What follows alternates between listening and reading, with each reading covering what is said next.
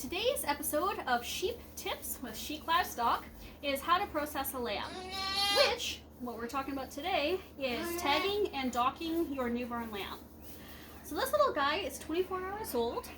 Normally, we are processing our lambs somewhere between 12 and 36 hours. That is the recommended time according to the Canadian standard. And by doing it at this age, it helps keep the stress and the pain down for the lambs. So, we're using shearwell tags. They're the same brand of tag that you would see with your NID tag, your National Identification Tag, or CSIP tag. So, with this brand, we're able to use the same set of pliers. Now, we've got our lacerator and our basic Cheerio. Please ignore our Pyrenees dog if you happen to get into the film here. So for quick identification with our lambs, so that we don't have to get our hands on to check whether they are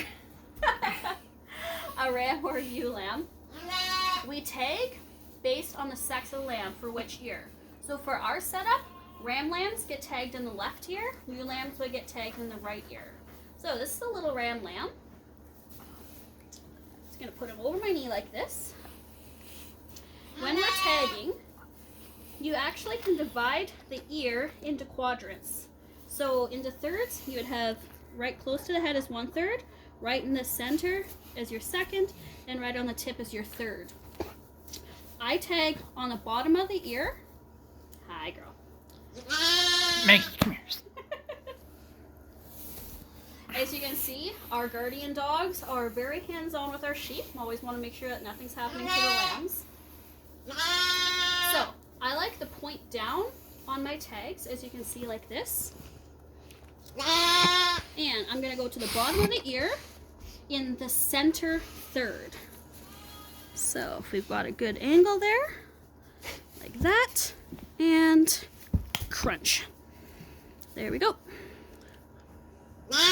You want to avoid the center rib in the ear. By lacing at the bottom, there is a lot of different discussion on where you should put your tags, but we find with our fencing, which is page wire, that we lose less tags by putting them on the bottom of the ear as opposed to the top. Then, I'm going to flip him around here like this. Again, the Canadian standard, the Canadian standard for docking is leaving the ring at the end of the colloidal fold, or roughly on the second vertebrae, the second joint. So what we do, open here a little bit, it's okay.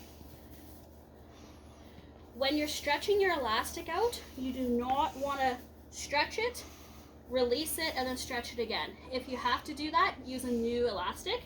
Otherwise, it's going to be too stretched and will not cut the circulation off properly. So, as you can see, I'm feeling for the colloidal fold. I put it down. As I go slowly, I check to make sure that it's not on one of the vertebrae, it's in between the vertebrae. Then, I pull it off. And I check. Everything's good. And this little guy is good to go back with his mom.